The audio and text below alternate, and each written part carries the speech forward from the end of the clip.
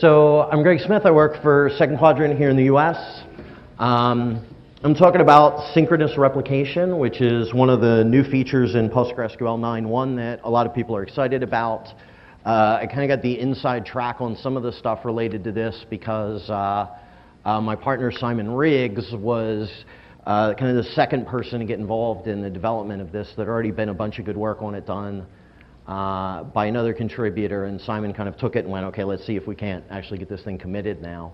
I get to sit down with Simon and get his perspective on it and then go through, and it was actually an interesting way he was thinking about it. I hadn't really seen anybody talk about, and I wanted to try to share that vision with everyone else. Synchronous replication, the idea is zero data loss. You say, if something gets committed on the master, it's definitely committed somewhere else as well, so any one node can go bam, and you just don't really care. You've still got all of your data intact. And you know, there are some weird edge cases in regular streaming replication with Postgres where you can have a client and a transaction comes back to that client saying, yes, this has been committed, but that data gets lost if the master goes down before it gets copied to another node. That window is actually pretty small. People tend to think the streaming replication stuff, well, you know, they ask things like, how many seconds is it behind? And the answer is normally not even one. It's normally a pretty small number of milliseconds. You know, if it's 100 milliseconds, it's kind of doing a bad job as far as transmitting this stuff. But you know, there is that window, and there are applications that just can't afford even to deal with that level of data loss. The thing is pretty efficient. The best benchmarking result we've seen out of it so far is just over 1,200 transactions per second. The idea is that there's only one system that's active at any particular time in synchronous node. I'll talk about that a little bit more. And you can actually control it on a per transaction basis, which is actually a pretty key thing if you want to try to get the performance of an entire system that's using synchronous replication up to a reasonable level. So this is the basic architecture of what a synchronous replication system will end up looking like in practice at most places. I made this one a little more complicated than the simplest case just to make you realize what the options are. You've got one master. It's the only place you're allowed to write to. You can have some number of standby nodes, and there's basically three different roles that the standbys can take in this environment. The first is you can have a standby node that is not included in the synchronous list. So the stuff gets sent over to it on a best case basis, but it being received is not considered sufficient durability that the synchronous commit requirements have been met. An example of that is, let's say you've got two nodes in the same data center, and for your data to be considered safe, it actually has to get to another data center.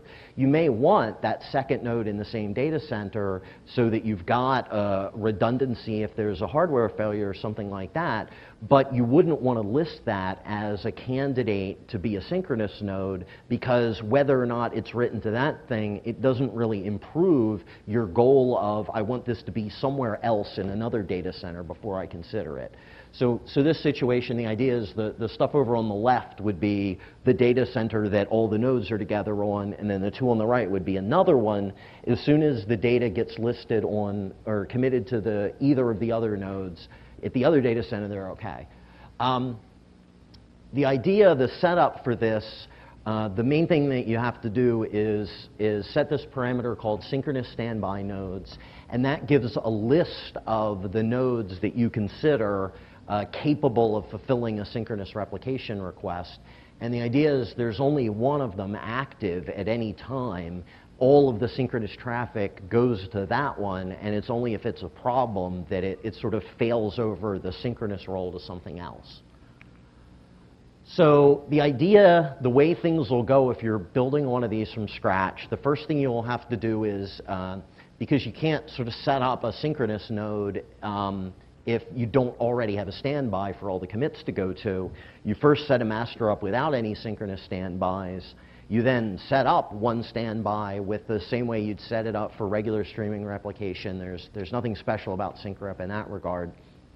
All of the streaming replication stuff, there is this clear transition where when you're bringing a brand new node up, if it doesn't have all of the historical data yet, it's in what's referred to as catch-up mode.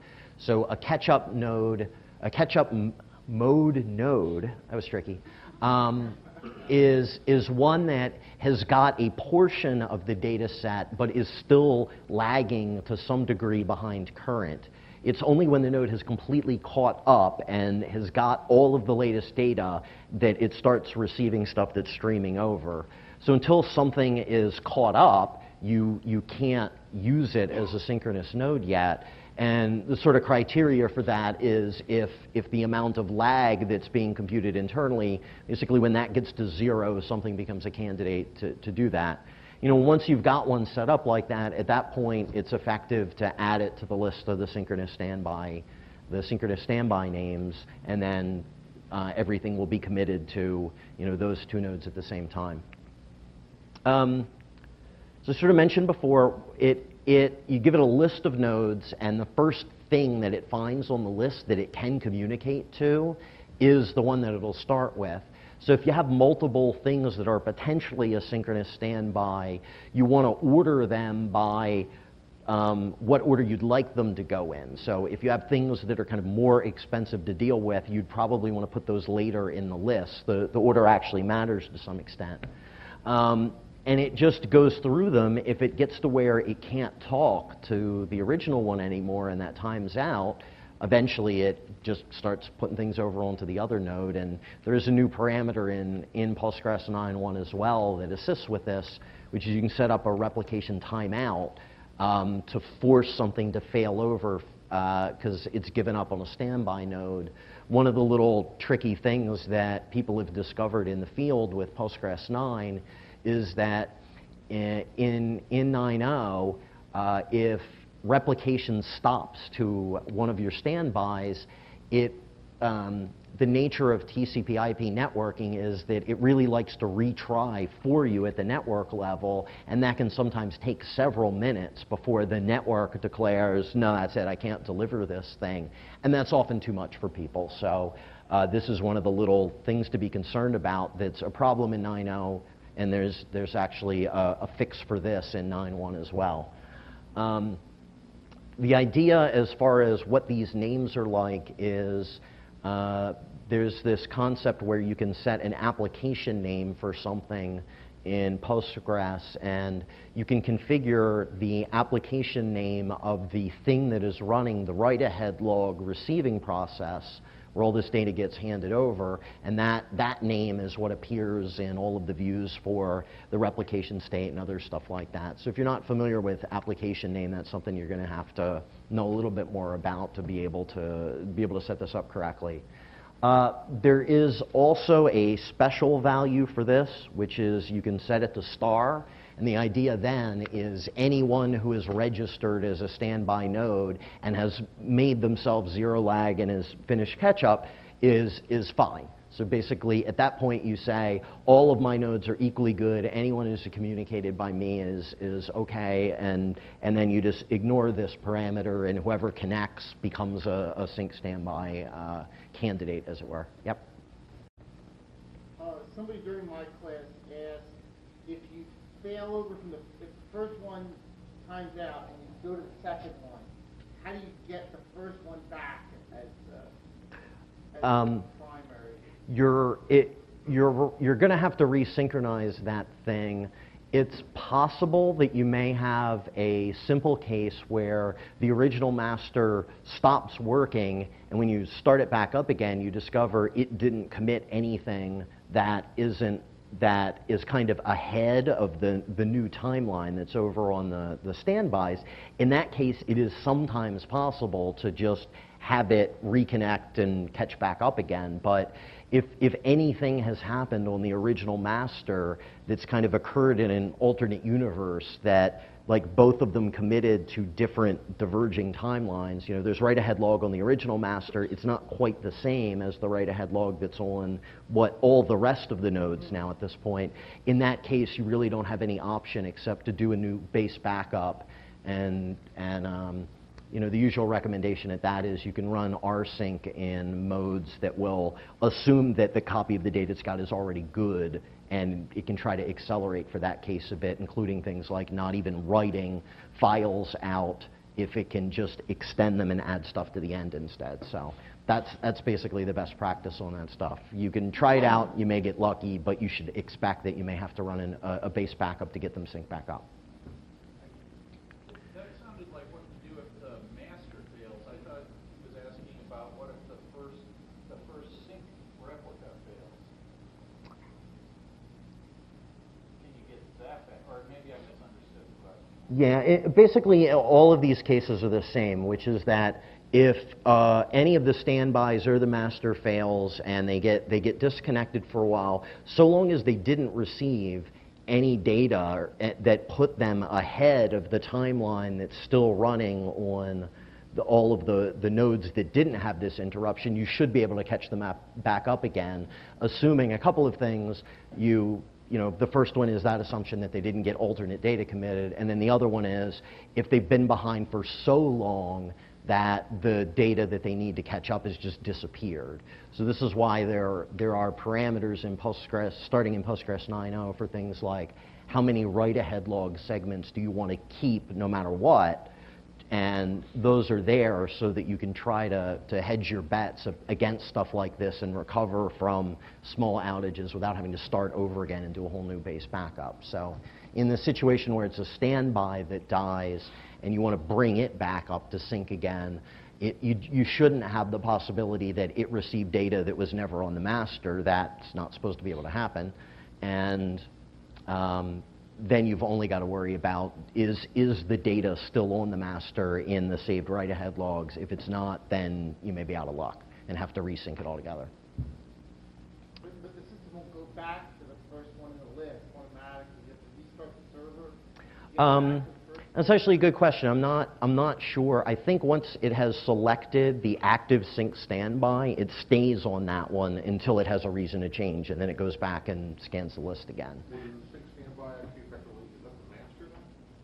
The sync standby is the list of standby nodes, and it picks the first one on the list. Right into one of those nodes. Isn't it effectively the master then? Well, it's they both have a role in the thing. You know, the master is still the master. It's just the one that has the most current copy of the data. It's basically going to become. The idea is if the real master fails, that's definitely the one you want to promote because that's going to have the most. It's guaranteed to have the most recent copy of the data. So you know, it's not the master really. It's the #1 candidate to replace the master if it disappears, though. Where normally you have to try to figure that out. If you've got a sync standby set up, it's very clear whatever was the active sync standby at that point is the one that you do want to promote. Yep. If you use star, does it include any particular ordering, or is that fairly arbitrary? I think it's just the order that they happen to show up in its internal list. I'm not exactly sure how that little detail's dealt with. All right, so let's move on. So high availability, most people start with, I want to add another standby server because they want the failure of a single node to not take the whole system down. So that's normally where people start with this whole thing.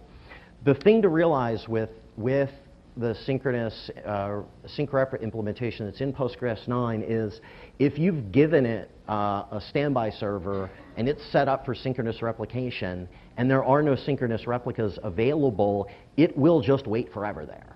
It's, you know, you've told it, I won't accept anything except synchronous replication. So essentially, when all of your standbys that are on your list are down, your server is down. You can't commit to the master in that situation anymore. So it actually adds this funny little case to things, which is, let's say your nodes fail 1% of the time. That's a bigger number than what you've got, unless you've got pretty bad hardware. But let's say the odds of it failing on a particular day are 1%. The idea of let's add a standby server is now the odds of both systems failing is 1% times 1%. It's a much smaller sort of thing. The trick is, if you've set up a synchronous standby situation, you're back to where the failure of either node takes out your ability to commit, and the entire cluster is down at that point. So if you want to get back to the same level of high availability that you had with two nodes that did not have synchronous replication set up, you actually have to make 3 nodes. If you have 3 nodes, you have a master and you have 2 synchronous standbys in the standby list, you have the same uptime expectations given some level of failure that you had with 2 nodes that were not in synchronous mode. So the fact that you have to have more than 1 node available actually means you have to add more nodes in order to keep the same uptime for things. So this is a somewhat tricky sort of thing that I think caused a lot of arguments when this feature was getting developed. But if you think about it for a bit, it makes sense. If you need 2 systems for the system to work, and that's not going to be as available as something that'll work if just one of them is up. It's the first sort of gotcha with sync-rep to be aware of. There are more coming. I need ominous foreshadowing music there. One of the really interesting things about how this ended up getting implemented, it's actually one of those spots where what PostgreSQL has in 9.1 is really kind of unique. I'm not aware of any other database that does this. Postgres already had a parameter called synchronous commit that has been in there since Postgres 8.3. And the idea of that is it turns on whether or not commits on your master are synchronous or not. And that thing was sort of overloaded to also control this new feature, and it keeps the same sort of UI for setting that was there in the existing one. So the idea is, in older versions of Postgres, synchronous commit was either off or on. It defaults to on, reliable. You could turn it off if you were willing to not have to wait for stuff to sync to disk first, and you were okay with that. This overloads that, and if you've set a synchronous standby, you then have 3 new levels that are sitting on top of that, which are 3 different modes that you can work in. The 3 modes are, you can still be off, and if synchronous commit is off, it doesn't care about committing synchronously to any node, even if you've got synchronous replication set up. So just like the original meaning of synchronous commit off meant I'm not going to wait for the master to sync stuff to disk before I consider it committed, if it's off in a synchronous replication setup, that's still the case. It's not going to wait for any disk anywhere. If you turn it on, then you're running in full-on synchronous replication mode where you're waiting for stuff to appear on both systems. There is actually a third option that was added. The third setting is called local. And the idea on local is that gives you the same level of durability that you had before synchronous replication was involved, which is that you wait for the commit to be on disk on the master, but you don't actually worry about whether or not it's on disk securely on the standby. So by adjusting this stuff, you can get either of the 2 existing replication or durability levels that were available, which is I don't care whether it's synced to disk on the master or I want it to be synced to disk on the master. You have both of those available via off and local. And then you also have this third level available, which is I've turned on everything, and now this transaction must be synchronous. It must be on multiple nodes. This is a per transaction thing, so you don't have to set it on the server. That's kind of the unique part to Postgres' implementation.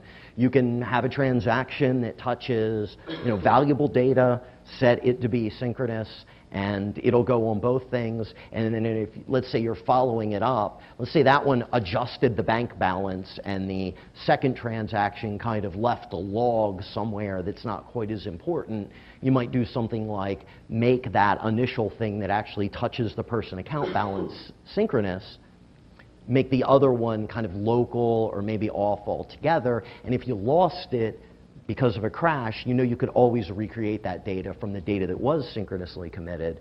So this sort of fine-grained thing, you need to make your application aware of it, but you do have these options. You don't have to pay the overhead of synchronous replication all the time, and both of the existing levels of durability that were available in earlier versions, they're still there. You can still pick the one that you want.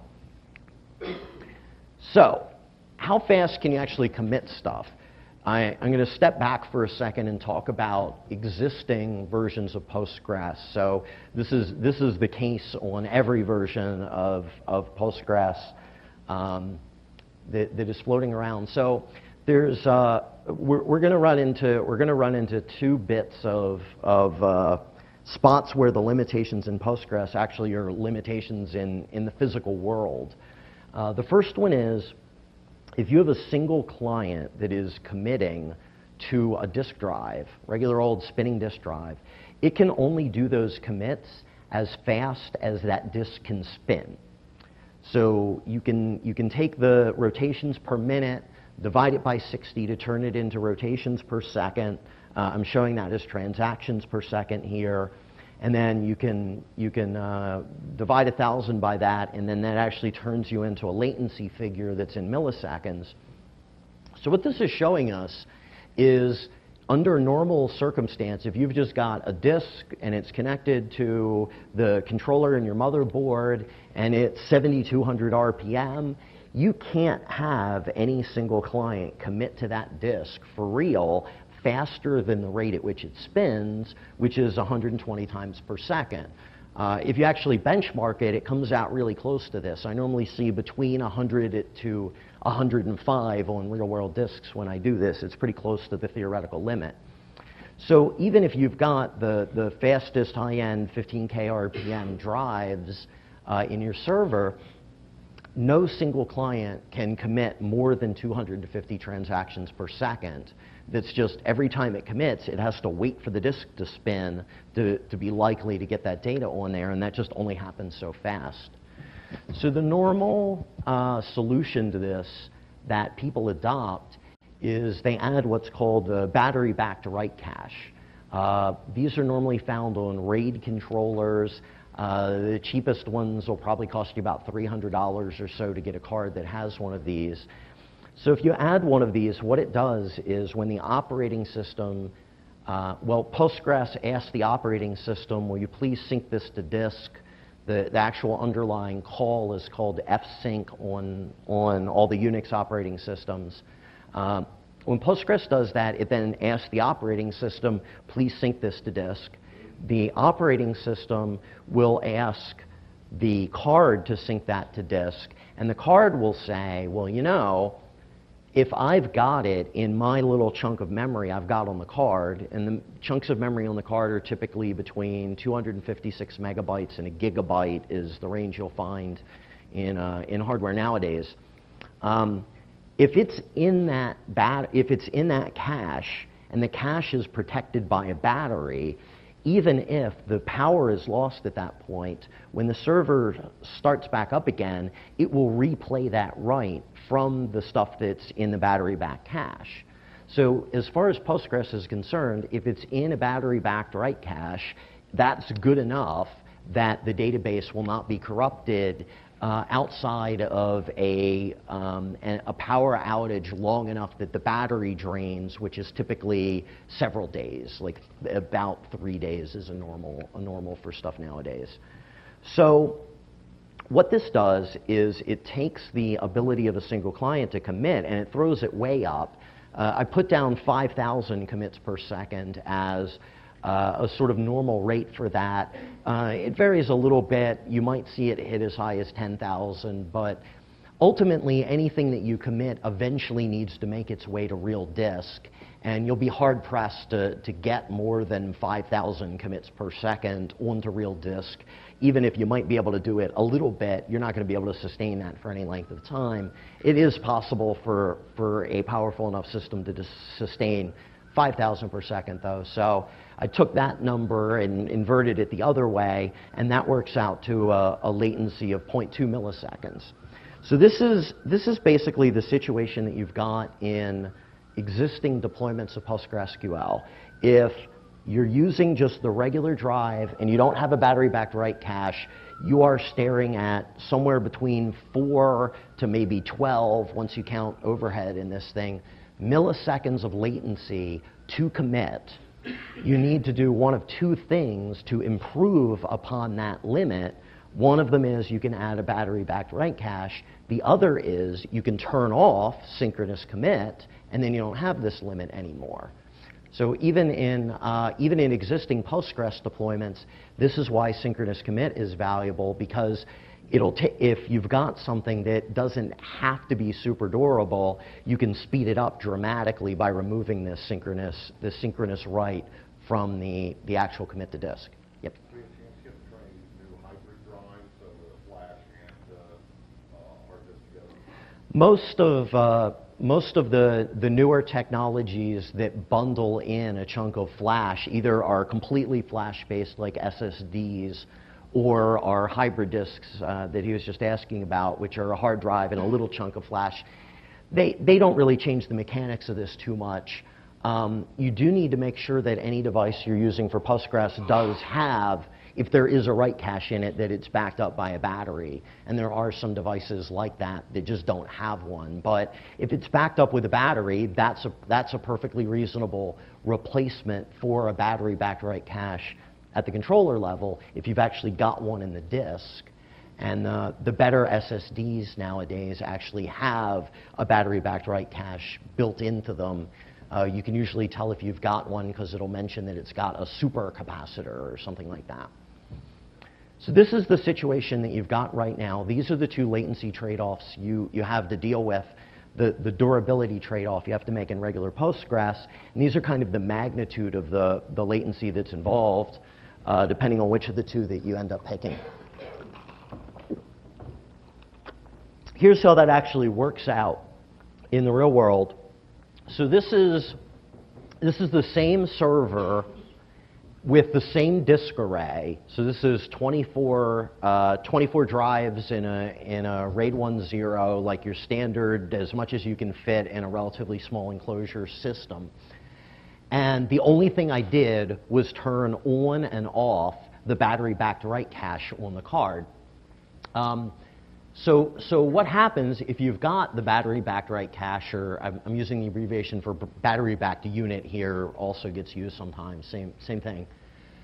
I'm easily able to hit over 4,000 transactions per second with that through a range of different client loads.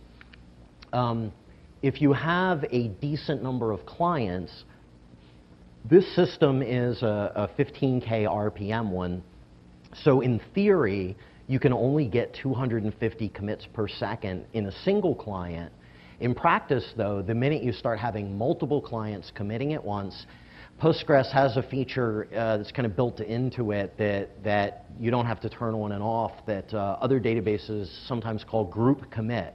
The idea is when Postgres does go to commit, if it's been waiting for the last commit to get written to disk, and while that's happened, more write-ahead log data has shown up to be commit, when it queues up the next commit, all of those transactions get written out at that point. It's not that it writes one, and then it queues up the next one, and when it can write again, it only does that one.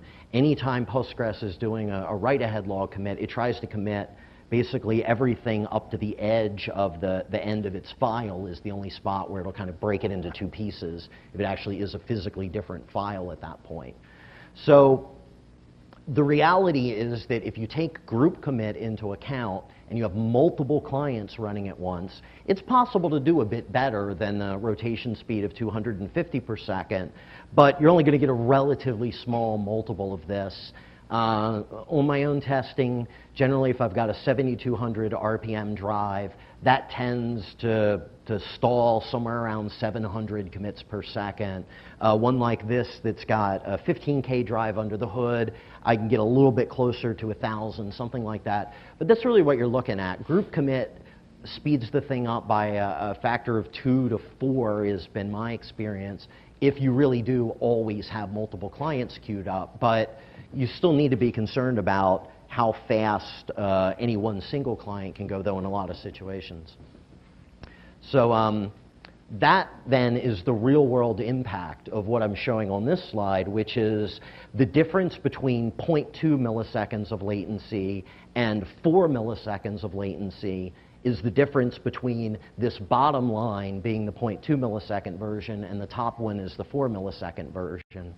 I'm sorry, I got that backwards. The bottom one is the one that's got 4 milliseconds of latency, the slower one.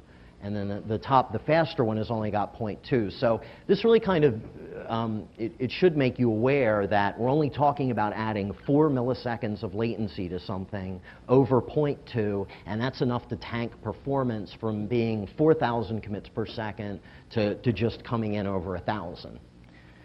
So the reason why I've done this sort of long detour towards non-synchronous replication is that the commit to disk is one of the components to synchronous replication. If you map them all out, there are basically 5 levels of durability that are available in Postgres 9.1 now. The first one is no synchronous commit, and whether you've got it in sync rep mode or not, you basically get the same thing, which is that it doesn't worry about any of these steps.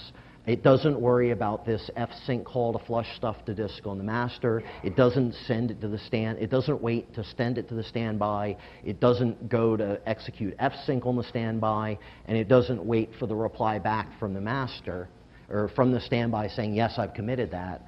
If synchronous replication is on and it's in the default mode, it waits for all of those things. So in order to get a commit in a synchronous replication environment, you need the commit on the master plus, which involves the write to disk with the sort of latencies I just described, plus you have to send it over the network to another system, you have to do a write to disk on that one, and you have to send it back, you have to send a reply back as well.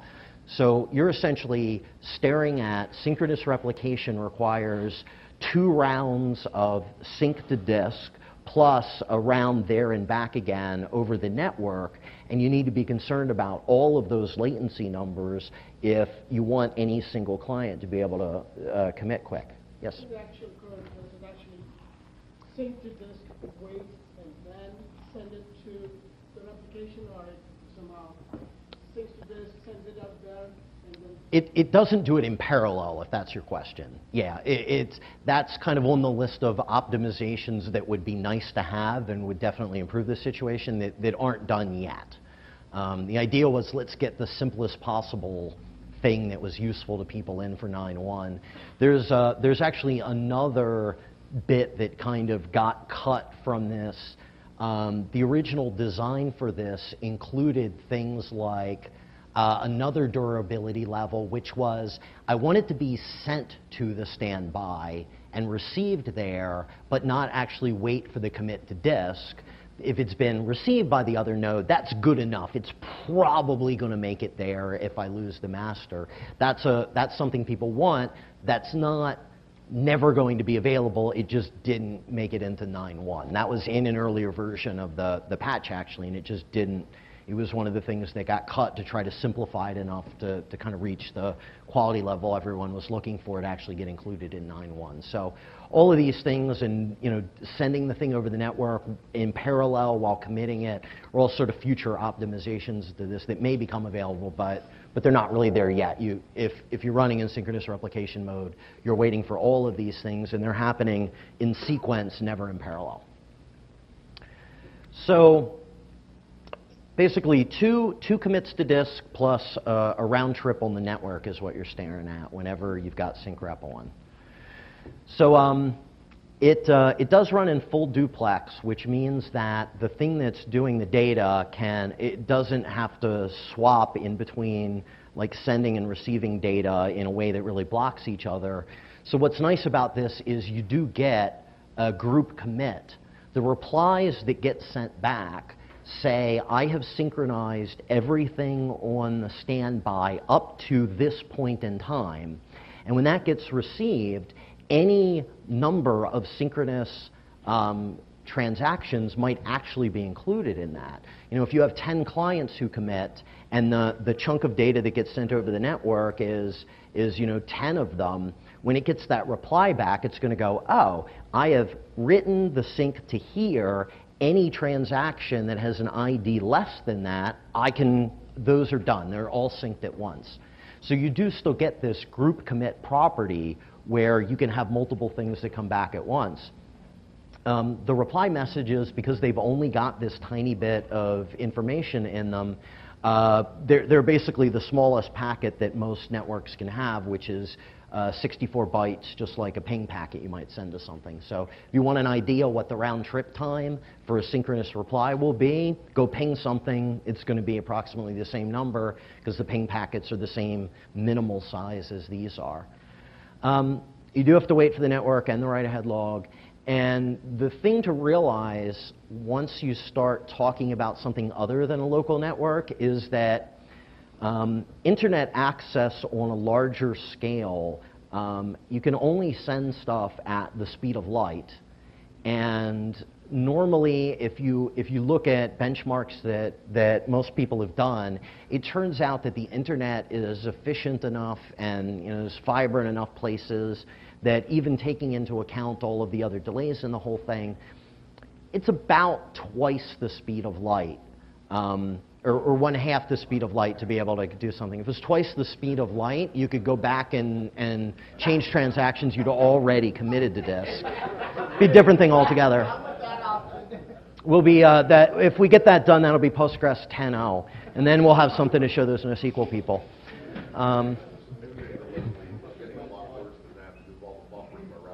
Yeah, and I mean, this is not a guaranteed thing. This is just a rough rule of thumb to give you an idea of something to work with.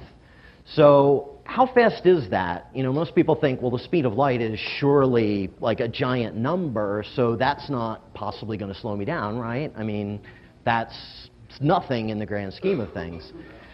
It's not actually true. It turns out, I've been running a fair number of tests on this, and I've been looking at a lot of other people's data. Even relatively close areas, like when I go from my house in Baltimore and go up to, say, New York, I'm hard-pressed to find anything in New York I can ping that it happens in less than 10 milliseconds, and we're only talking 180 miles away at that point. If you're going to try to do things like cross the entire ocean, like the Atlantic or the Pacific, or try to cross the entire U.S., approximately either U.S. East Coast to West Coast or crossing the entire Atlantic Ocean adds up to about 80 milliseconds. And if you have to cross over the big trans-Pacific links, you're looking at closer to 150 for that to get across those. That's the approximate time you're going to see, like going from the one that AT&T has on their network monitoring site is San Francisco to Hong Kong. So San Francisco to Hong Kong is about 150 milliseconds when you add it all up.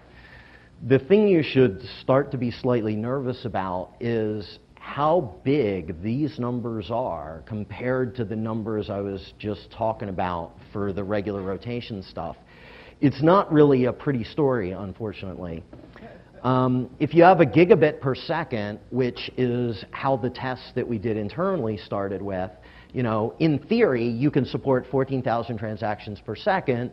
You'd be hard-pressed to even do that on anything but, Fusion IO or something like that, like the talk we had earlier today.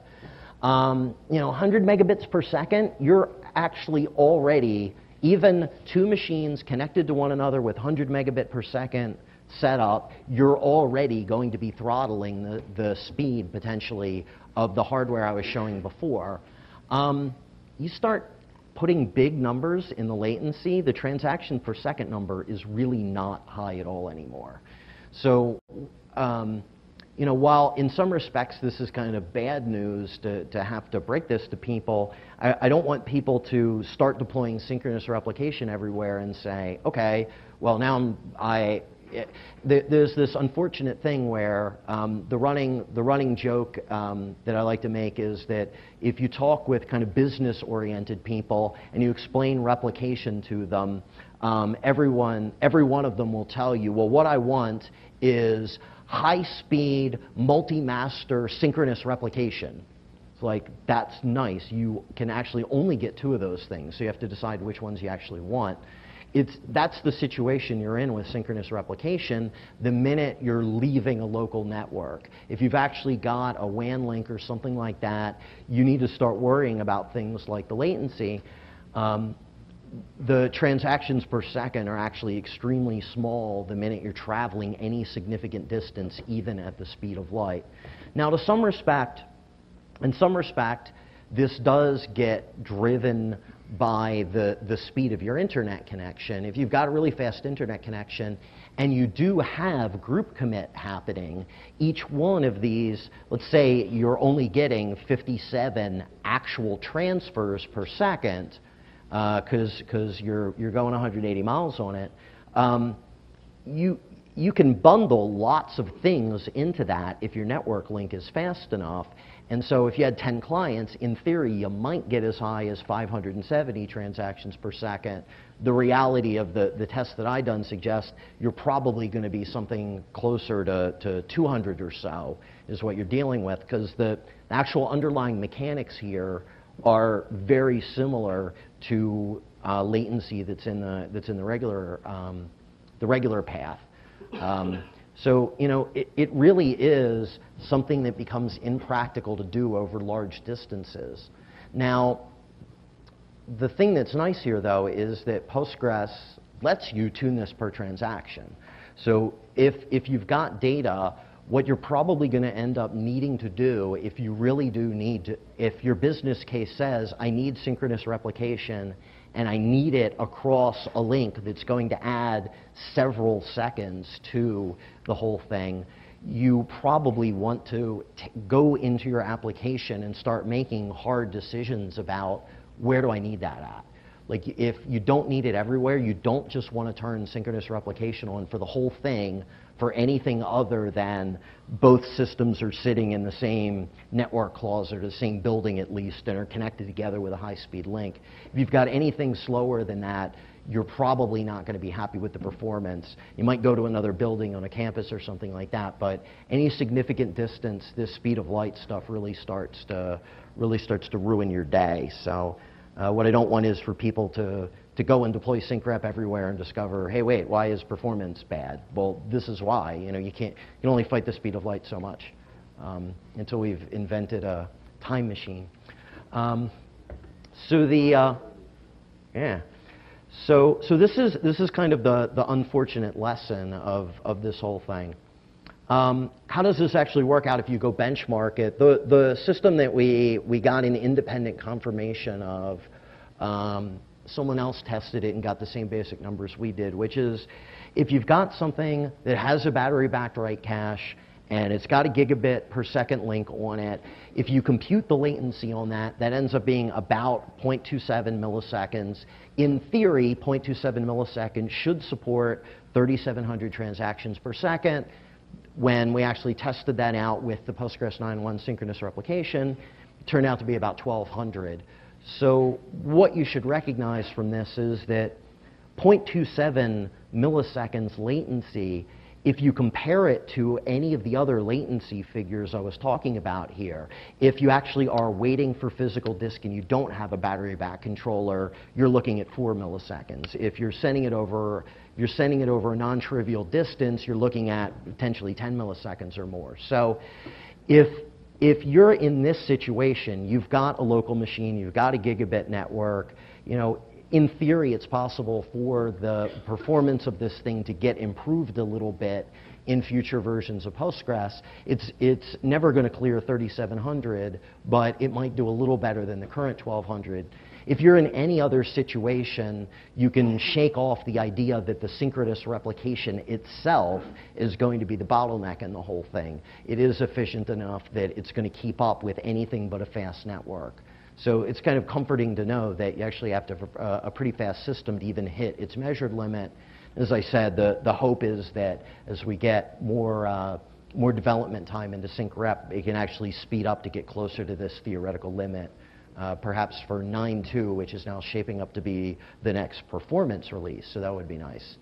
I just throw it in as a comparison point. If you have a fairly common situation, which is you've got a server that's got, say, a pair of 15K RPM drives in it, and it's got 100 megabit per second link over to the thing that you've got on the standby, that's a total of 4.3 milliseconds of latency. You're already down to where the best you're ever going to do, in theory even, is 230 transactions per second from the perspective of a single client. You add group commit to that, again, you might be back to 700 to 900 or something like that, but there are some hard limits here, and suddenly you discover things like why the people who are into high-frequency trading, like Sean from Options House at the beginning here, were doing crazy things just to shave even any small number of milliseconds off transaction time. It ends up adding up really fast once you start talking about thousands of transactions per second. It's really hard to go anywhere fast with that. So some people think that do I have to be concerned about the speed of my local network? If it's 100 megabits per second or faster, that's probably not going to be what's driving your performance.